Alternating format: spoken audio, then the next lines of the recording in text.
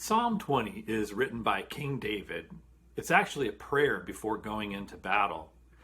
It's important to know that David only went into battle when Israel was attacked by other nations. He wasn't one of those kings who invaded other countries trying to gain territory. So they were facing a very real and serious threat that was not of their own making. In the first part of the psalm, the people pray for David, who's going to lead them into battle.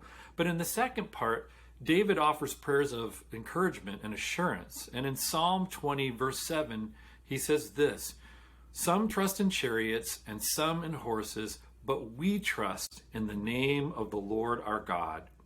You see, although they were going to need to have courage and to meet the challenge ahead, and they were going to need to fight, David reminds them that as people of faith, they were not to put their trust in the resources that they had, in their case, chariots and horses, or in what they could do with them, in their own efforts or their own wisdom. They simply needed to do their best and trust the Lord. Trust that God would take care of them no matter what happened, although they did hope and pray for victory in the battle. Now, most of us are not going to be going into battle, but we certainly do face all kinds of challenges of our own, and sometimes even dangerous threats and serious situations. And just like the people in David's time, it can be easy for us to begin to trust in the resources we have and in what we can do with them, in our own efforts and our own wisdom, rather than trusting in God. Of course, it is important to have confidence, and it is important for us to do what we need to do to face the challenges of this life.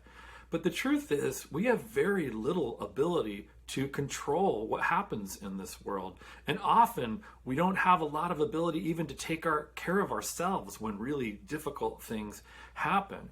And when we put our trust in ourselves, we are getting in the way of the greatest source of strength and help and wisdom that we have, the Lord, and our relationship with Him.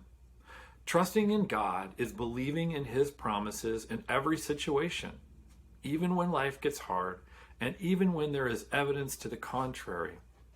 In Psalm 3, verses 5 and 6, it says this: "Trust in the Lord with all of your heart, and lean not on your own understanding, but in all your ways submit to Him, and He will make your paths straight."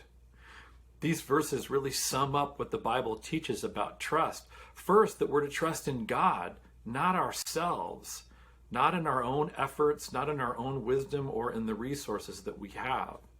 We're to trust in God because He alone is trustworthy and He alone is able to really help us. And second, we're to trust in God because we know that He will take care of us no matter what happens, even if we don't win the battle. And friends, we don't win every battle in this life. So may we have confidence, and may we do what we need to do to face the challenges of this life, but may we trust in the Lord our God alone.